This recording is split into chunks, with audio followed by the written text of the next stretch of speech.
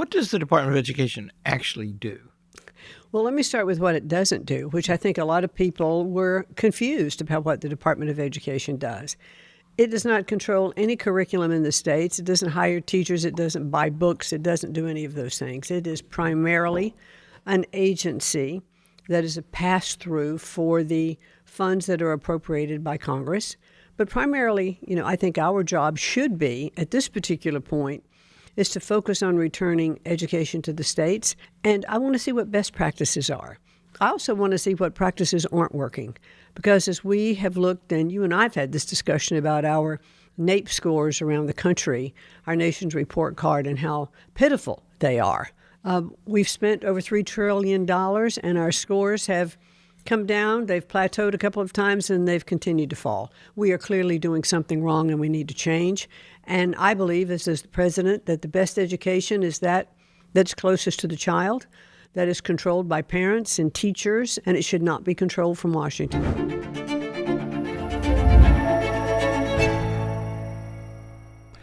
Secretary McMahon, we will cut this if she doesn't like it, but around Hillsdale College, she is known as the Wrestling Mama because she was the founder with her husband of World Wrestling Entertainment. And she's a very remarkable woman, and she's doing what I wouldn't believe I would ever say, a good job being the Secretary of Education. She was on the Connecticut State Board of Education. She was on the board of her college. She believes in worker training, studying the basics, local control, families and parents having a big say, states having the whip hand.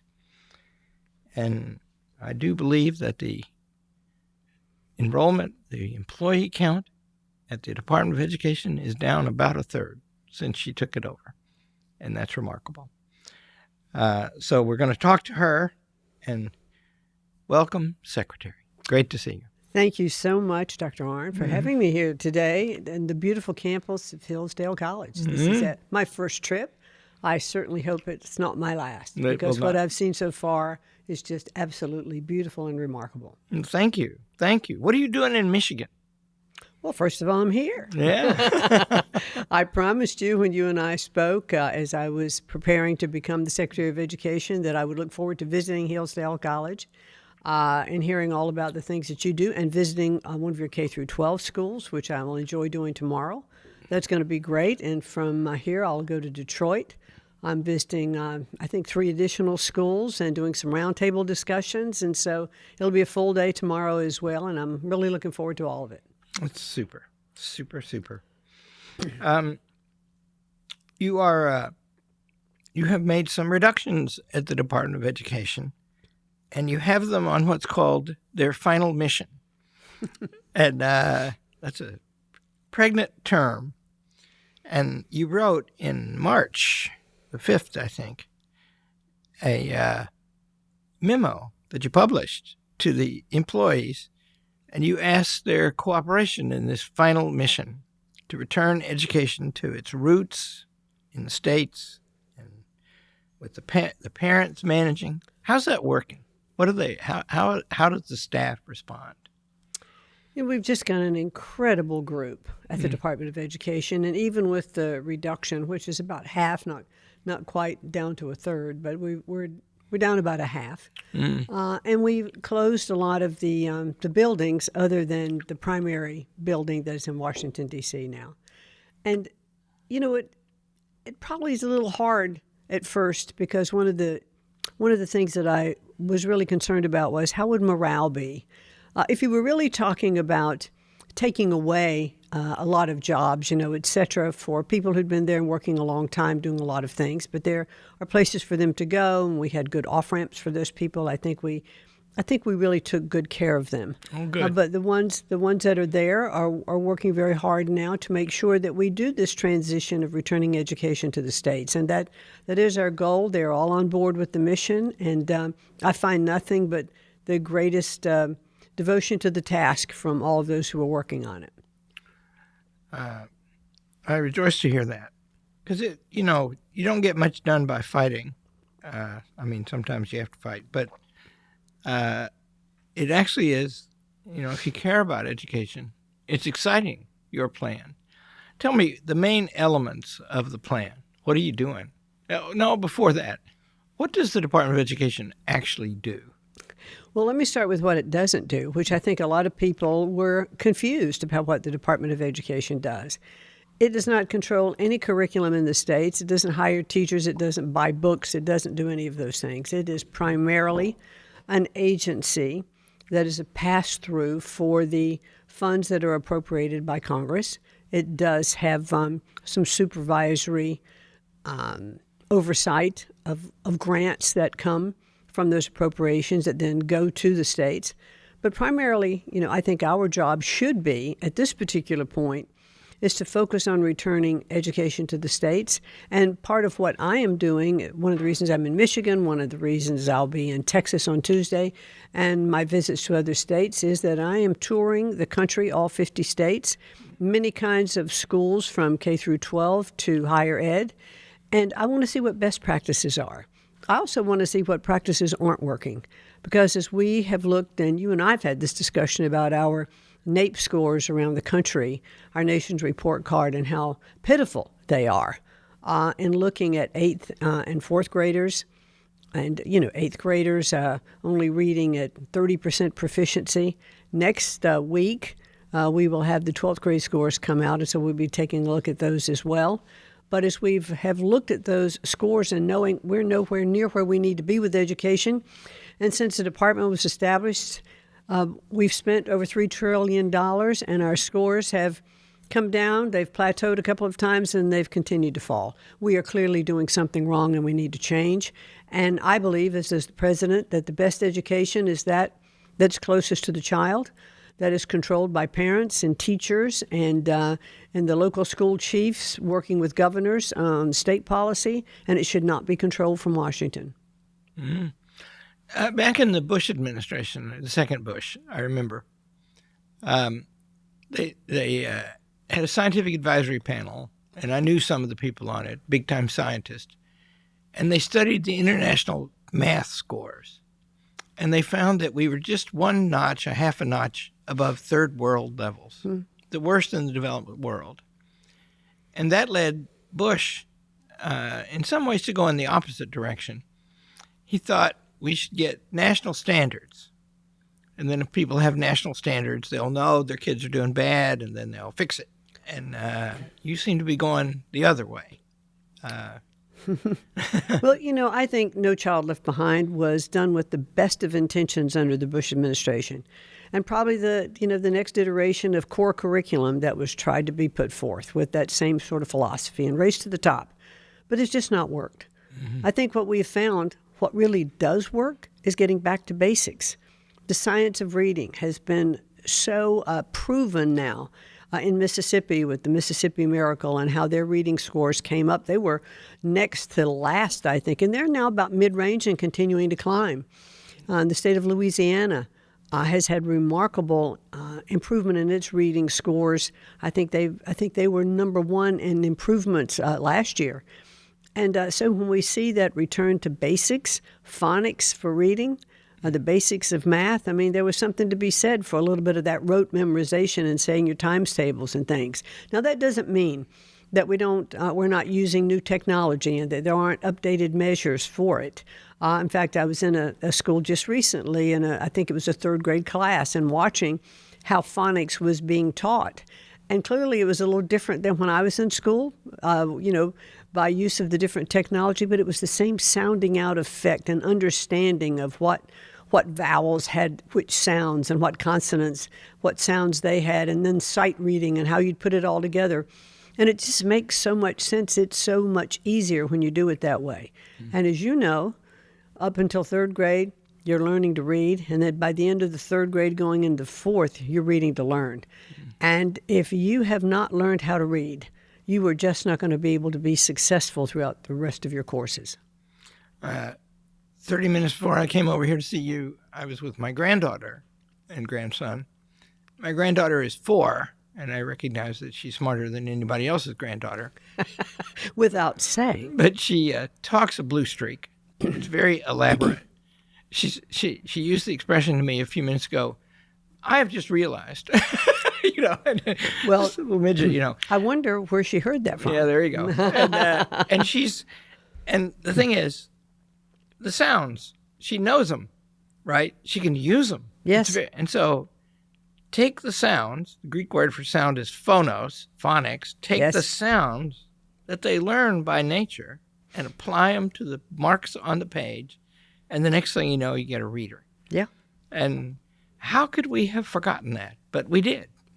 Well, again, as I say, I think probably with the best of intentions of trying, new measures and, wow, this theory sounds like it'll be good, and let's give it a shot, and let's put a lot of money behind it, and let's do a lot of training of teachers to see if we can make all this work, and it just didn't.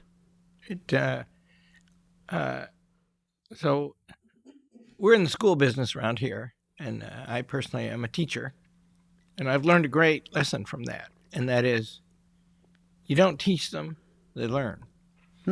And if they don't want to, if they're not paying attention, it doesn't make any difference what you do. And so you're right, you got to be close to them. And, if parents stop loving their children, the world will die. But they're not likely to. So they're close to the children. So you're on to something there. And Well, I would like to take credit for it, but there are others much smarter and wiser than I am who have put this forth, and I've just adopted it. you're doing it. You're doing it. See that I was privileged to talk with you a few times as you were emerging as the secretary, and I thought she's going to be really good, and you have a heart for it, and you're. I'll confess to our audience that one of my colleagues over there, Kyle, first time I went to meet you, he said, you should be careful. And I said, I'll try to be. And he said, she's been in the ring with Stone Cold Austin. You might be tough enough for this job. Yeah, I've never used any of those moves yet on Congress or or on any of my travels, but I reserve the right. I have them. I know how to use them. And they know they're there.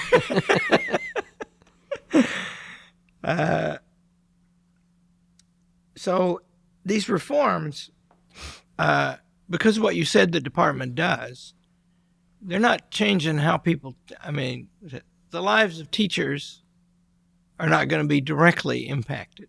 Is that fair to say? Well, I'm not sure exactly what you mean by that. What do you mean, the lives of teachers? Well, you don't hire them and you don't train them, but you do spend money. In public education, more people are not teachers than are teachers. And I just think that's a gross misappropriation. If you get the money closer to the schools, that should have a massive impact on teachers. But getting rid of the Department of Education will not have any direct negative impact on teachers, would you say? I don't think it will have a negative impact as we return education to the states. And I've actually taken that as my motto instead of dismantling the department or taking down the department. It is really returning education to the states where it needs to be. And I'm just such a strong proponent of that. And as we, when I had there were a couple of concerned parents who were asking me about special needs children and what would happen, if the department had been totally returned to the states, and I would talk about other agencies that would take up some of the work that they do, but I asked her, I said, so let me ask you something. I said, you are standing next to your child. You have a teacher that's in that classroom who knows exactly the special needs of your child. Who is better to be their advocate in Washington? That person, you, or some bureaucrat like me that's sitting in D.C.? I said, because we don't know or understand what the needs of that child are. You are. You be their advocate, locally and wherever you need to take it. And I have found there is no better advocate in the world than moms.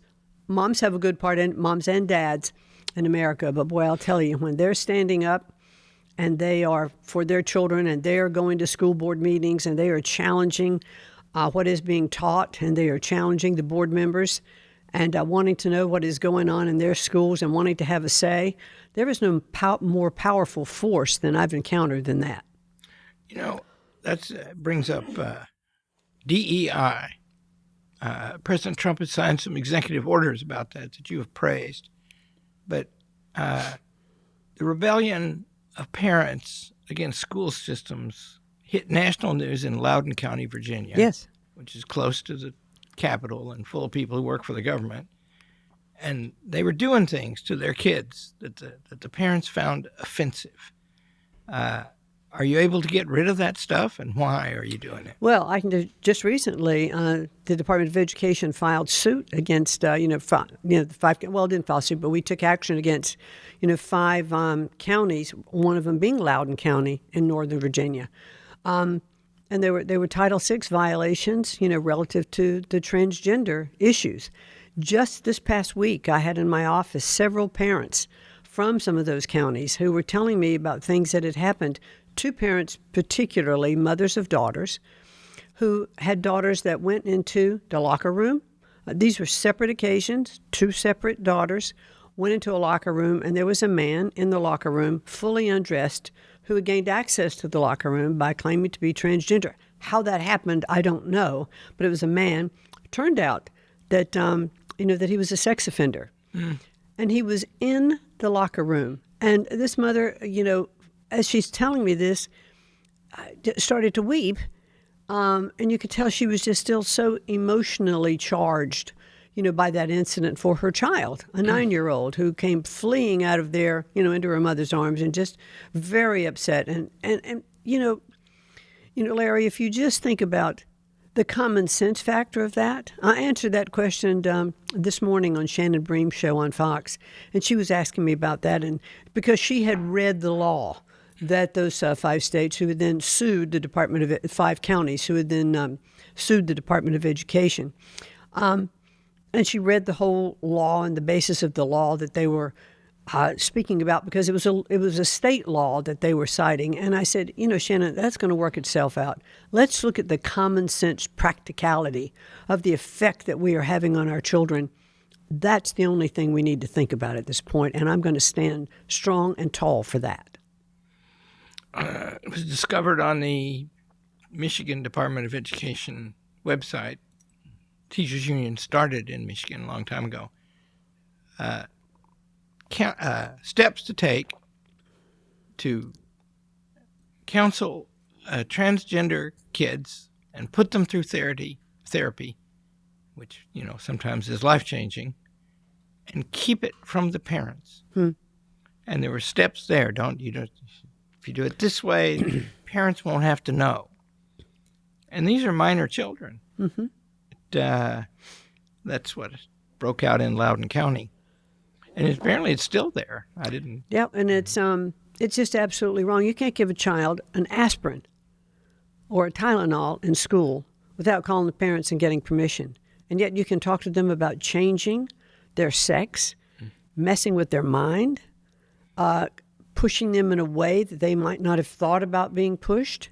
I mean, there were club activities after school that were, parents were being told there were art classes or art clubs, but yet they weren't. They were clubs to talk about transgender, and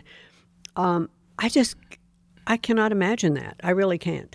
And it's just beyond my imagination that that kind of thing would be kept from parents.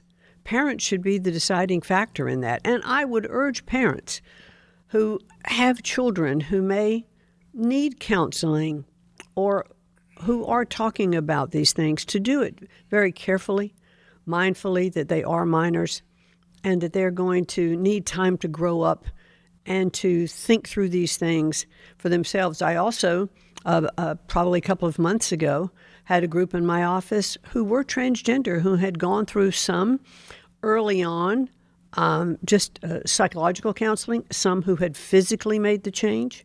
And they were telling me how they felt that they were too young. They regretted their decision. That's not everyone, but these were people in my office who were telling me how emotionally and mentally they were struggling now because they made decisions when they really weren't old enough to make those kind of decisions. And so we just counsel parents to make sure of and to think through that as their children are expressing some desires or teachers are talking on behalf of the children, I would just ask them to please remember these are minds that are not fully developed by any stretch of the imagination and are having difficulty, I think, thinking through what it is, they want. I was the best tomboy of all time.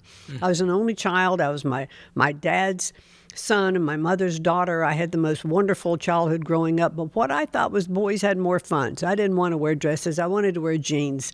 I played on a couple of the boys' teams. It never occurred to me about changing your sex. I just thought, well, this is just great fun.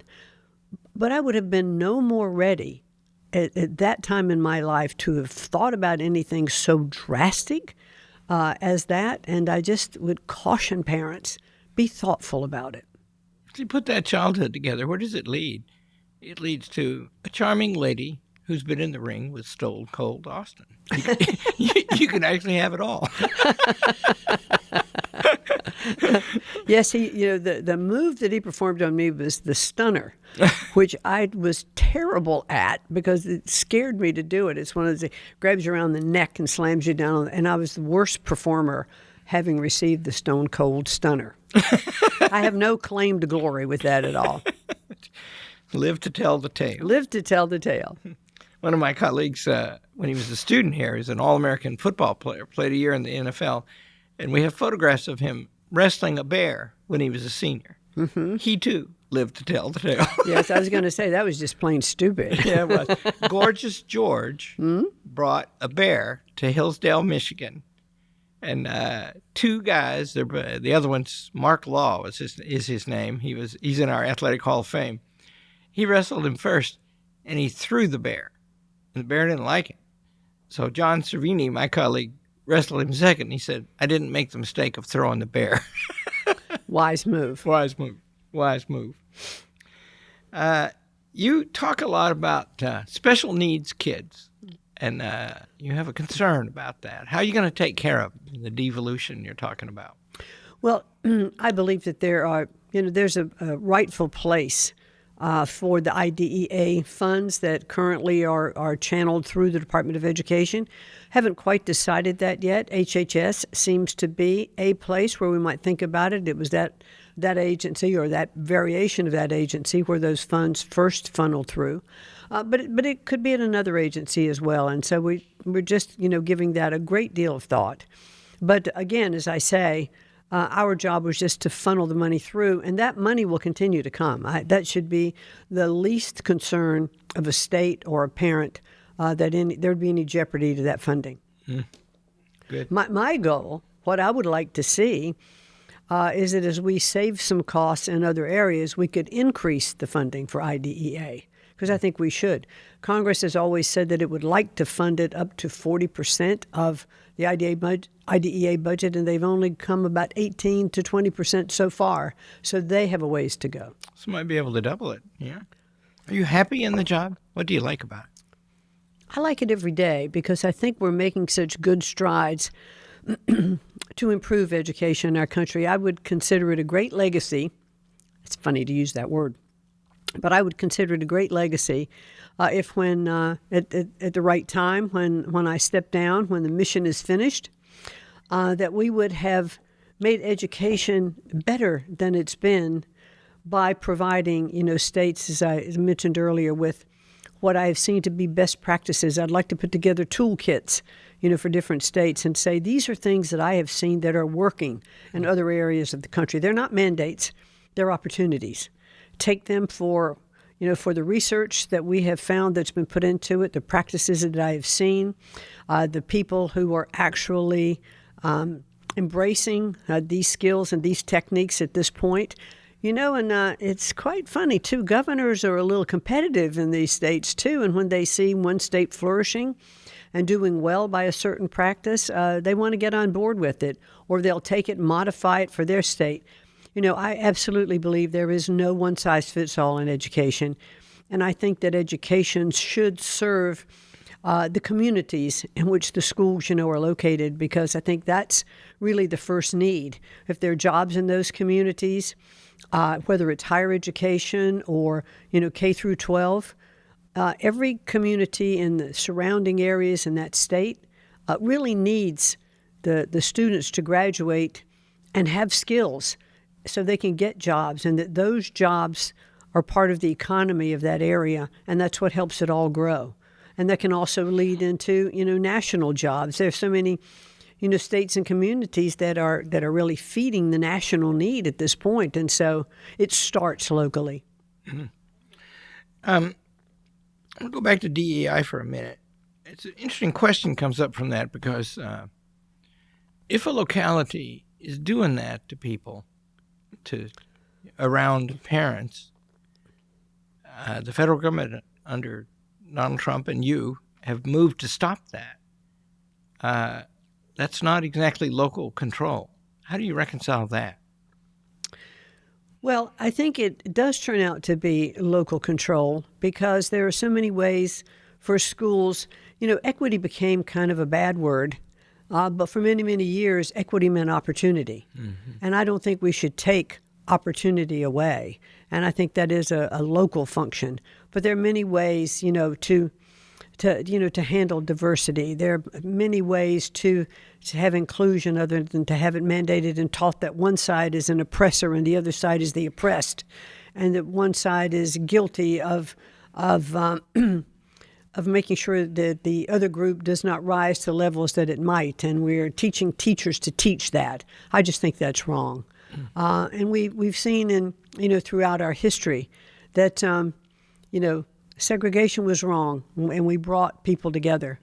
I think that we do that so well on a local level without it being mandated and ruled at this point.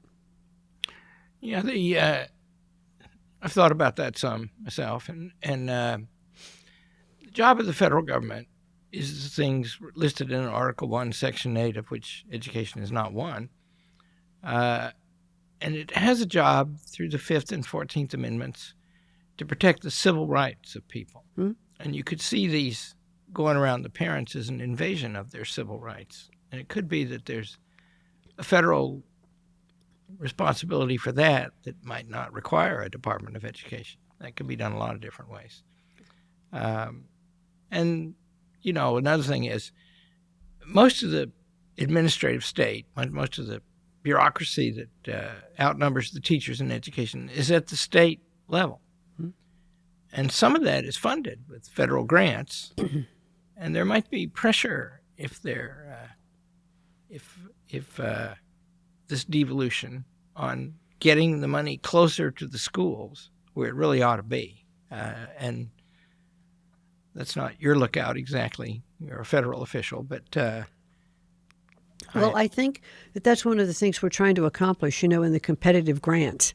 Mm-hmm. As we look, to the new budgets that are coming up, one of the things that we are looking at the Department of Education is that that grant process will be more at the governor's and the superintendent's levels at the states, that there are not going to be so much strings attached to regulations. You'll be able to take this money and put it in the state. The governor can decide what part of the state he wants to do the competitive, or she wants to do the competitive grants within that state, and take that grant money and do that instead of it just being saying from the federal government, you have to use this for this, or you have to use this grant for this, but more of the block grant fashion that I think will improve what will happen in the states. Make them responsible. They make them responsible for the decisions they make. Absolutely. And put the money where the needs are in the states that can better be judged, at the state level by local superintendents of schools working with the education commissioner of the state and working with the governor's office. Because they need to identify those needs. Is this a failing school in this district that more money could go to this school, or that children could be given more choice to get out of that failing school and go someplace else? And there's just so much that we cannot decide from Washington at the best level for states. Now, you have been, I count 4 major actions encouraging school choice. Tell me about those and what your idea is behind them. Well, tell me which ones you're talking about specifically. Okay. I counted them up. There's one that provides grants specifically for that. That's under the recent legislation that was passed. It was Big Beautiful Bill. The Big Beautiful Bill that is that's now going to be rebranded relative to tax cuts for families, and because that's really what happened in the Big Beautiful Bill. But there are instances that the president is such a believer in school choice. He does not think that any child should be trapped in a failing school. He's been a proponent for school choice, for so long. So as we look at those schools that are designated as a failing school, okay, well, we're not quite sure why that's a failing school, but they'll know at the local level if that school is failing, and that the children in that school should have the ability, to use money within the states to go to other places, whether it's a charter school or another public school in their area, but they should be able to get out of that particular school and not fail along with the school. Schools that are deemed to be non-safe environments. Now, and that can take many forms. It can be a physical non-safe environment. It could be a mental non-safe environment. But if there is a child and the parents look at that child and believe that that school is not the right environment, they should have the ability to take the funding and have money follow the child and go to another school. And the president's incredibly supportive of all of that. It's a great couple of great movies. The one I've watched is called The Lottery, and it's about the Harlem Success Academy, and it's very touching. It shows registration. It shows the lottery day. Yeah, and it tracks a few kids in their homes. They're all black kids, and they're getting new blue jeans to go to the lottery. Sure. And then on the lottery day, they're lined up around a city block to get into the gymnasium. Sure. Some of them can't get in. And then they put the names on the board. We have a bunch of charter schools at Hillsdale College, and they all run by lottery. And when you put the list up on the board, and the ones above the line are the ones that get in, randomly chosen. Sure. And the ones below didn't. And the list at the bottom is bigger. And everybody gasps. And the ones below. And cries. And cry. And it shows that in that movie. And I've seen it with my own eyes in several schools. Sure. And that means there's demand. And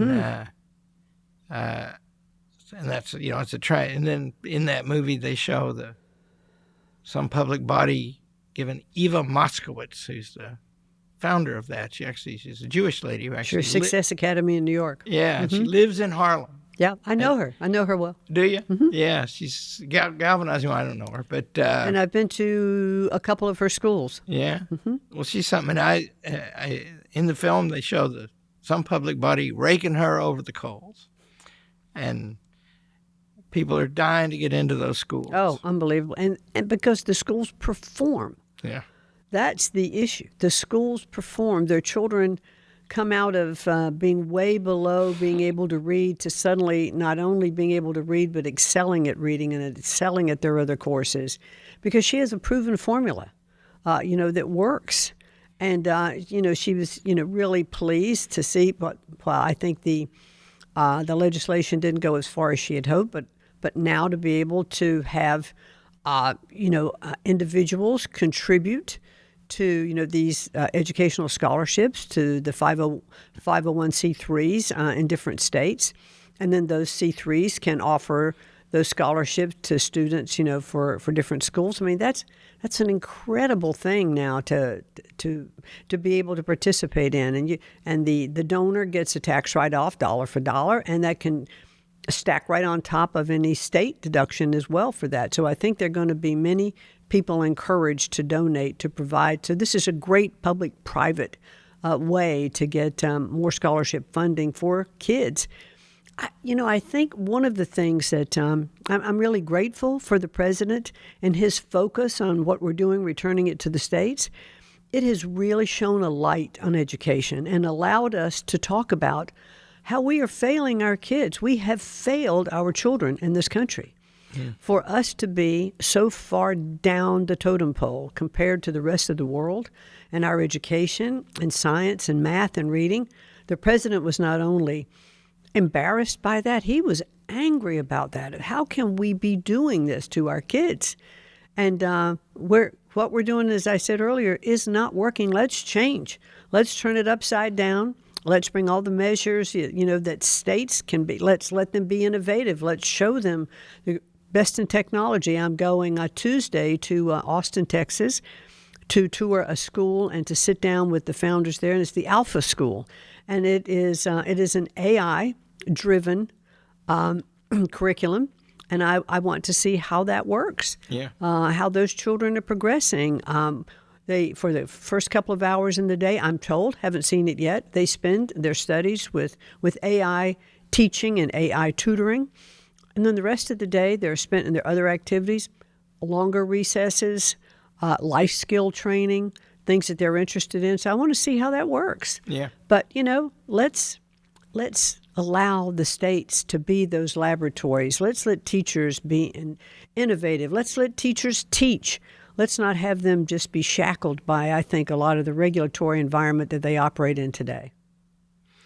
We're sponsoring at Hillsdale College. We don't take any money from the government, so these schools never give us any money. But 80-some charter schools, they're all classically oriented, the opposite of AI oriented, I guess. Sure.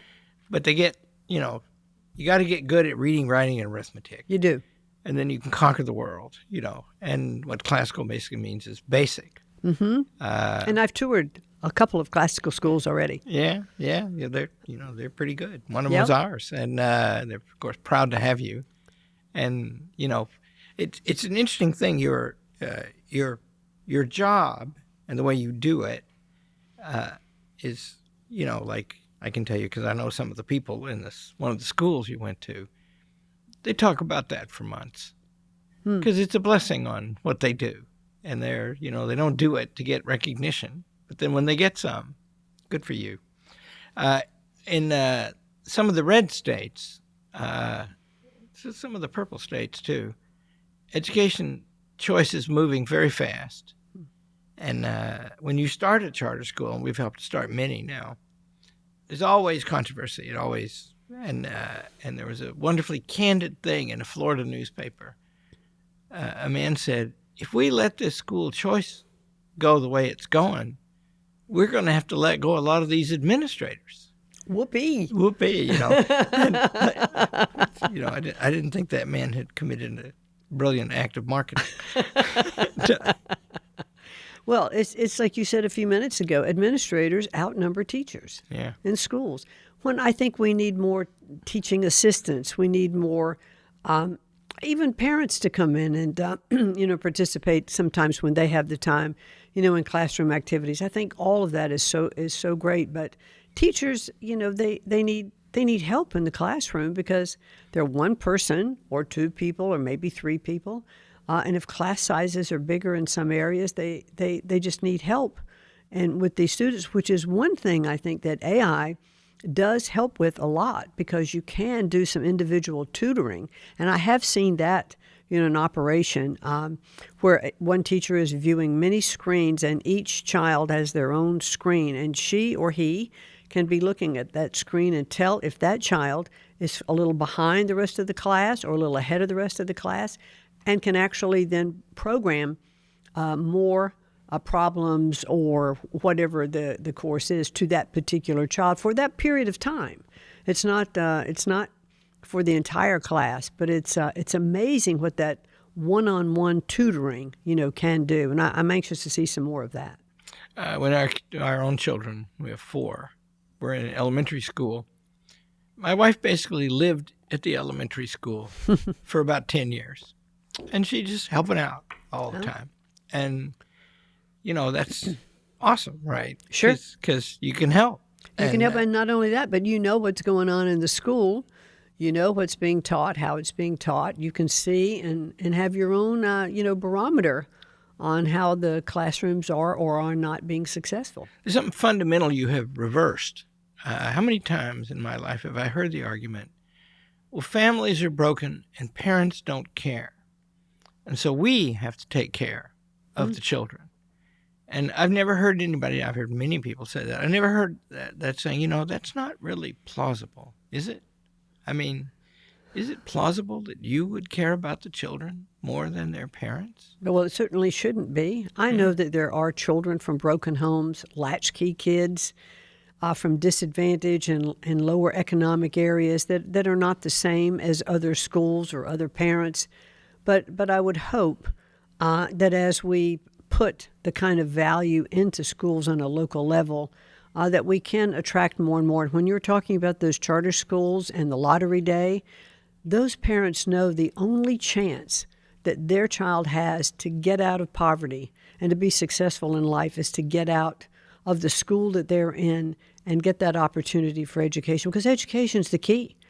It is absolutely the key to success. And I remember telling the president in one of our meetings, I said, Mr. President, it is the cornerstone of everything that goes on in our country. And we have to make sure that our children are the best educated, because they are going to run defense and the economy and everything, in our country. And I think we have to continue to stress families and family relationships and all of that, because it's all part of having a successful country. You teach that here at Hillsdale all the time. Well, we need more kids in this country. We do. And we need families to have them. And they need to be good families. And it's a calling for people. It makes their life richer. I always say to students at Hillsdale College, if you don't get married and have kids, the chances are you're going to die alone. And, and it'll be an incredible pain having kids, as you know well. And it'll be richly rewarding. We have 2 or 3, 4 maybe inner city schools, and we've learned something from a great guy named Russell Gregg, he was in the investment business, and he gave it up and moved into the central city of Minneapolis and started a private Christian school called the Hope Academy. And the first thing he did was hired a full-time staff person to keep the parents involved. He calls them, he invites them to the school, he tells them what the homework is, checks on the kid. Once in a while, there's no place for a kid to go, finds them a place to live. They still go to school. Sometimes they live with him. Anyway, the point is, if there's broken homes, that's a tragedy. The answer is try to keep as few of them as possible and try to put the ones that are broken back together and get them involved, in the government, we call that stakeholder outreach. Yeah, that's right. There you go. I think, we learned ourselves, because we got some of them, where there's a lot of broken families. And, the divorce rate's 50% or something like that, 55 maybe, 45 maybe. And that's a problem. Well, you got to, I can tell you, if at Hillsdale College, we have very high success rates in the college. But if a kid has a deep problem, either they're sick or there's something wrong in their family. Right. And first 2 things you ask about. Sure. What have you learned doing this? Well, I sort of made it my personal mission to say about myself, if I don't learn something new every day, I just don't consider that day a success. Now, that may be a new recipe. It may be whatever it is, but I'd like to learn something new every day. But what I've learned really specific to education is that I do believe that there is a national concern now about the education of the children in our country. And I think that President Trump has helped raise that level of focus on education. And I'm proud to work, in this office. I think a lot of things that are happening would not have happened but for Donald Trump being elected.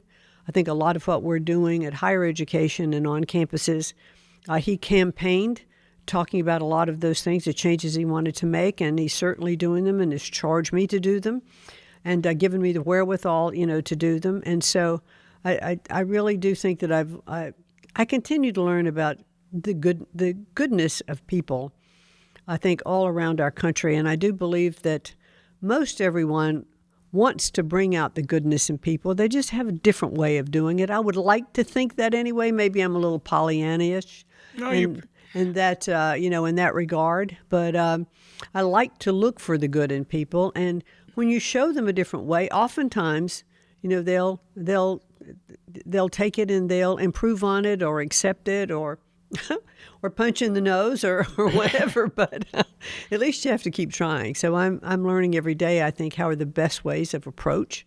And that's very satisfying. What's the end game here? What do you hope Congress will do in the next 2 years, and what are you going to do? I really do hope that in the end, Congress will vote to return education to the states and to move the different departments that we're working on into agencies.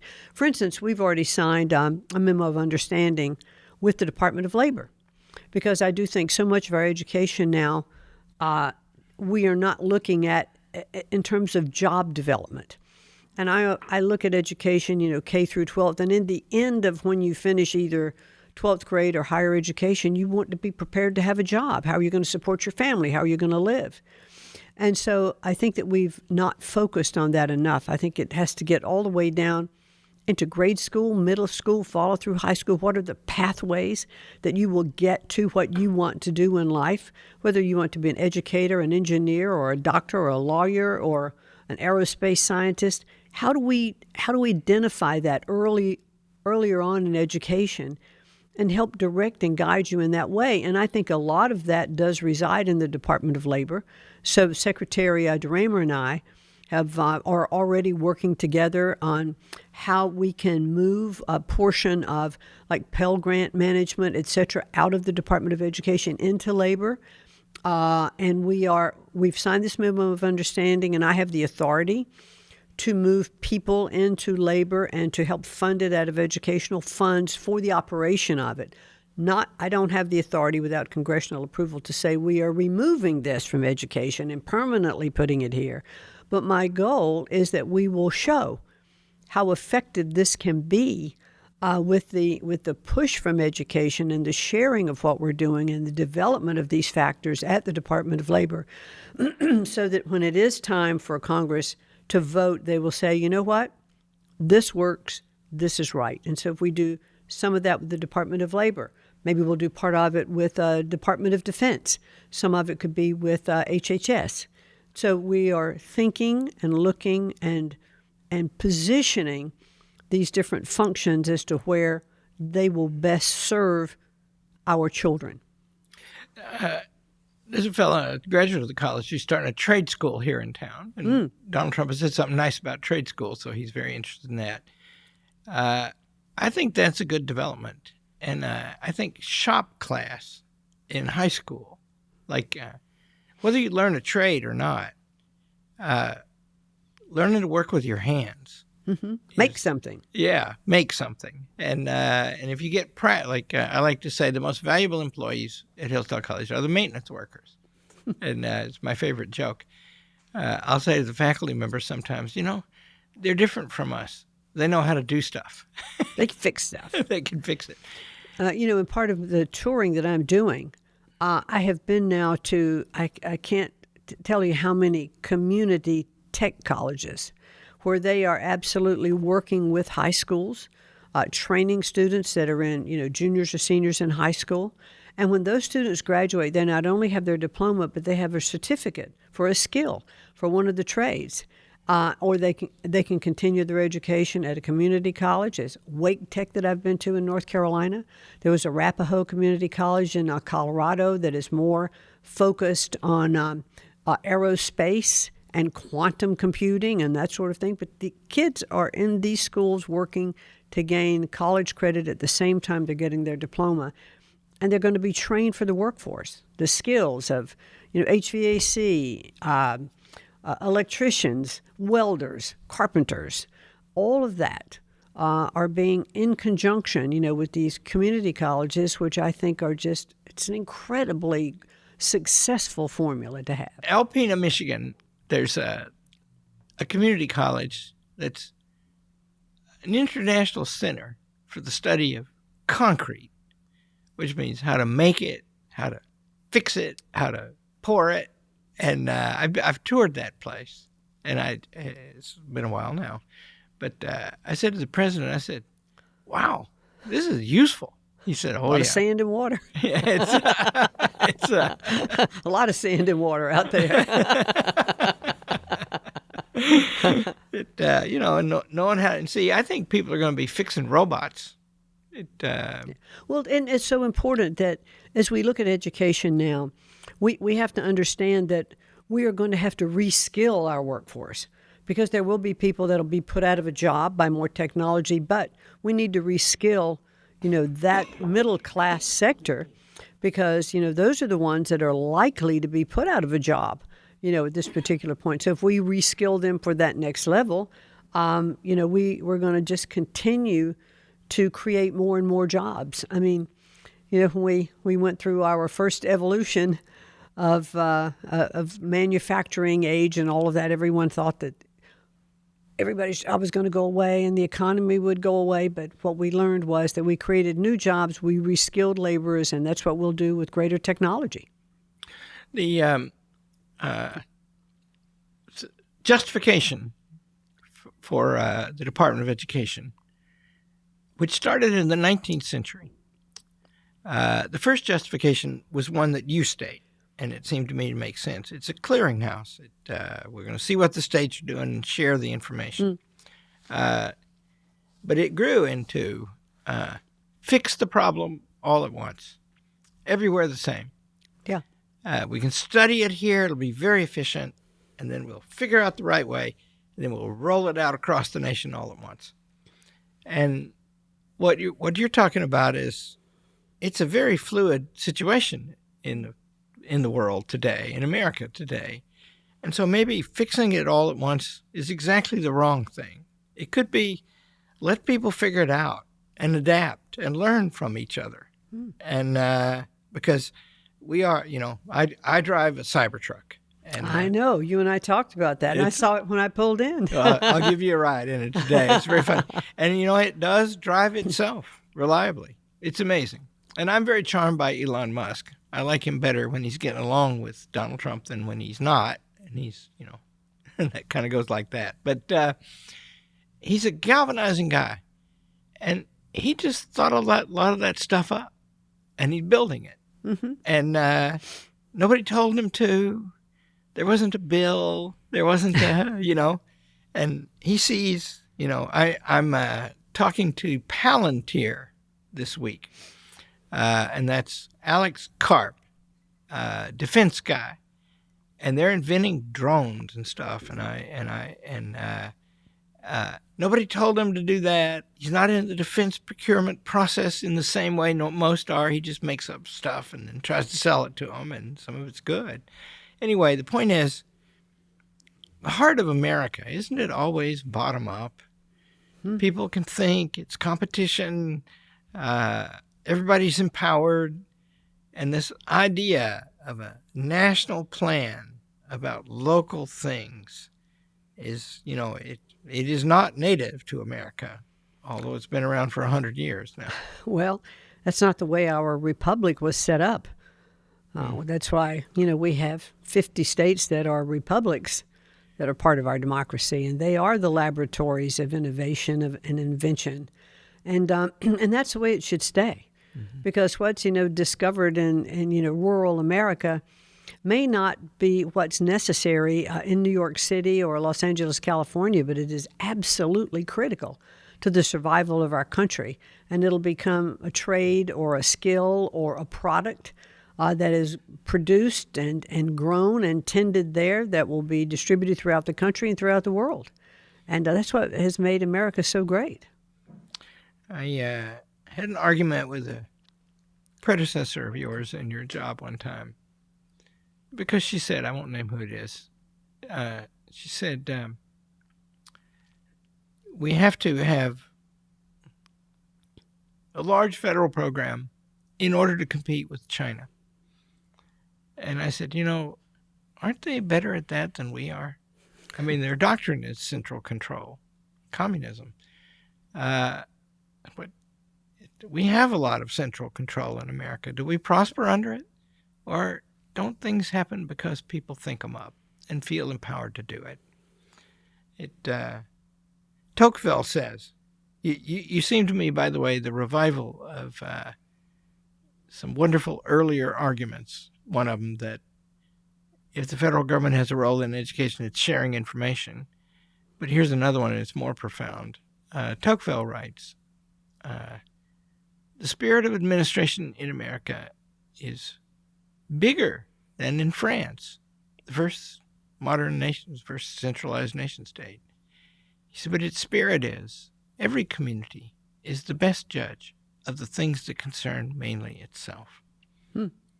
And you're preaching that gospel, and that's Sure, from Democracy I do in agree America. that. I do agree with that, absolutely.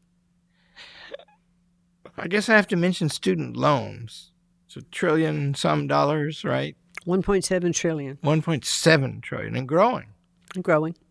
But, one of the things that, under the new bill, the big, beautiful bill, there are caps now, or there will be caps on the amount of loans, that you can take out, which I think is a good thing. Yeah. And graduate programs, that had literally no cap. And if a university said this is how much it costs to do this, you could borrow up to that amount. So you won't be able to do that as much anymore. And I hope, you don't experience that here at Hillsdale because you've kept all of your tuitions and rates low. You manage this and you don't take any federal funding. God bless. But, for a student to be able to take out a loan with what the college says is what it's going to cost, the rates just keep going up and going up and going up. And hopefully, these new rules will help put some downward pressure on colleges that the cost can start to come down. And I think we're going to see that too because while it's not the case here at Hillsdale, enrollments are declining in our universities around the country. And I think there are a lot of reasons for that too. One of them I'm a proponent of from this regard, and that is that not everyone needs to go to a four-year college. Correct. Because you can develop the skills that you're going to need to do the kind of life's work that you want to do through certificate process, through apprenticeships, through other trainings, and you can finish, that kind of schooling in a shorter period of time at a reduced cost, and you're into the job market sooner. But for those students who can have the opportunity, experience to go to college, and they can afford to be there and do that. And for those professions that continue to require it, medicine, engineering, lawyers, all of that, then I certainly understand and promote the best, for your universities or 5 years or 6 years, and want to see that continue to grow and to serve the needs of those students. But for those who don't need to go there. And I think we've changed the paradigm and the culture of education. I talk about that a lot. There's, after the war and after World War II, and there were so many parents that worked so hard so that their child one day could go to college and they wouldn't have to have that kind of blue-collar job and work so hard every day. Manufacturing was such a grind, and that sort of thing, so that you arrived when you could go to college. And so we kind of made the skills and the trades in our country kind of a default position for education. And now today, we need to understand that the greatest new class of millionaires in our country are those that are involved in the skills and the trades industry because they can learn, start their own businesses, start a chain of companies or whatever they want to do. And it's something that we should all have a sense of pride in. It's like you said, the mechanics here at Hillsdale, you think are some of the most valuable people, the maintenance people who are here, and they are respected and cherished and encouraged, in their jobs, and they get paid well, and we should pay them all well. And those jobs and those businesses are the ones that are, today. Because because those needs never go away. They're always going to be here. I think that's, first of all, these charter schools we run, help to run, everybody learns Latin. everybody learns math up to calculus, right? And that means they turn 18 and they've read the great books and they've read great literature and their reading skills and writing skills are excellent, right? They can learn the best things, the permanent things for the rest of their life. And if they want to go to college, they're ready. If they don't want to go to college, they'll be serious people in a trade. And that's the model, right? Sure. And if you have a cookie cutter approach, everybody's supposed to go to college, you have to change what college means. And we have done that, right? I mean, some of these colleges, what do in fact they learn? And they take out a lot of debt. So, you know, what you're talking about, Secretary, is a revolution. And you are just the woman to lead it. And I have one last word of praise for you. If somebody told me 6 months ago that I, on behalf of Hillsdale College, was going to sign a contract with the Department of Education, I would have laughed in their face.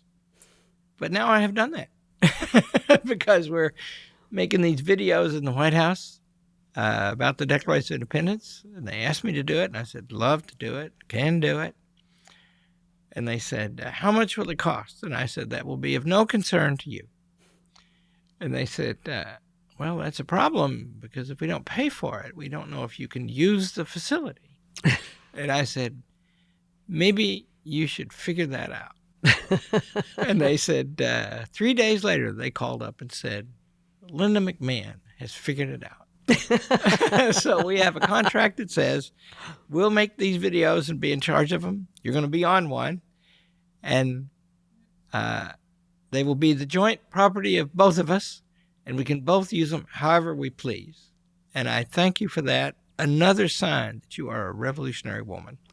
Thank you very much. I think that's kind of being a good businesswoman as well. But thank you so much. I appreciate those kind words. But again, the president gave me a charge and gave me the leeway to take on this task, and I feel very honored to be doing it. Bless you. Ma'am. Thank you very much. On behalf of America.